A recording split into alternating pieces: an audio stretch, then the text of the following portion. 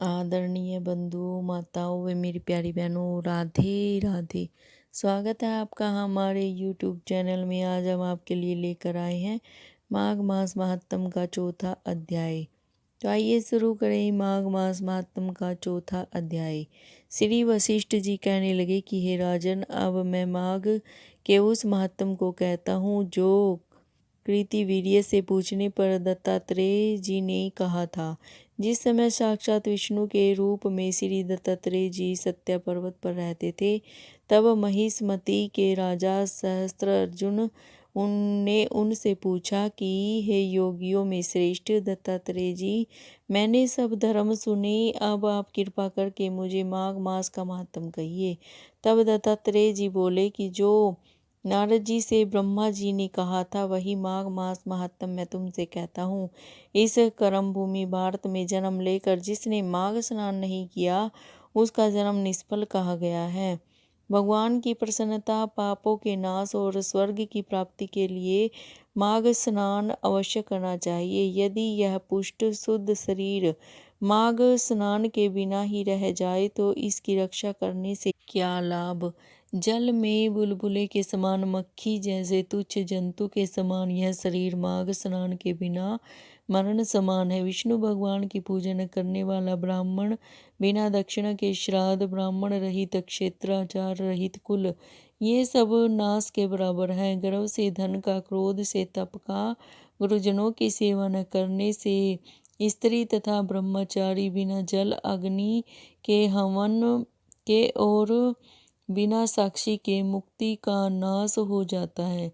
जीविका के लिए कहने वाली कथा, अपने ही लिए बनाए हुए भोजन की क्रिया, शूद्र से भिक्षा लेकर किया हुआ यज्ञ तथा कंजूस का धन, यह सब नाश के कारण है। बिना अभ्यास और आलस्य वाली विद्या, असत्य वाणी, विरोध करने वाला राजा, जीविका के लिए तीर्थ यात्रा, जीविका के लिए व्रत, संदेह युक्त मंत्र का जाप, व्यग्र चित्त होकर जप करना, वेद न जानने वाले को दान देना, संसार में नास्तिक मत ग्रहण करना, श्रद्धा बिना धार्मिक क्रिया, यह सब व्यर्थ है।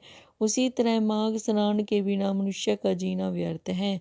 ब्रह्माघाती, सोना चुराने वाला, मदिरा पीने वाला, गुरु पानीगामी और इन चारों की संगति करने वाला माघ स्नान से पवित्र होता है। जल कहता है कि सूर्योदय से पहले जो मुझ में स्नान करता है, मैं उसके बड़े से बड़े पापों को नष्ट करता हूँ। महापातक भी स्नान करने से भस्म हो जाते हैं। माघ मास के स्नान का जब समय आ जाता है तो सब पाप अपने नाश के भय से कांप जाते हैं।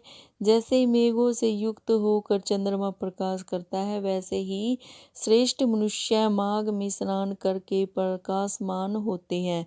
काया वाचा मनसा से किए हुए छोटे या बड़े, नए या पुराने सभी पाप स्नान से नष्ट हो जाते हैं। आलस्य में बिना जाने जो पाप किए हों वह विनाश को प्राप्त होते हैं। जिस तरह जन्म जन्मांतर के अभ्यास से आध्यात्मिक ज्ञान की प्राप्ति होती है, उसी तरह जन्मांतर अभ्यास से ही माघ स्नान में मनुष्य की रुचि होती है। यह अपवित्रों को पवित्र करने वाला बड़ा तप और संसार रूपी कीचड़ी को धोने की पवित्र वस्तु है। राजन, जो मनवांछित फल देने वाला माघ स्नान नहीं करते, वह सूर्य चंद्र के समान भोगों को कैसे भोग सकते हैं। तो बंधुओं, ये माघ मास महात्म का चौथा अध्याय समाप्त हुआ। अगर आपको मेरी ये जानकारी अच्छी लगे तो प्लीज़ मेरे चैनल को सब्सक्राइब करें, लाइक और शेयर ज़रूर करें। आपका बहुत बहुत धन्यवाद। राधे राधे।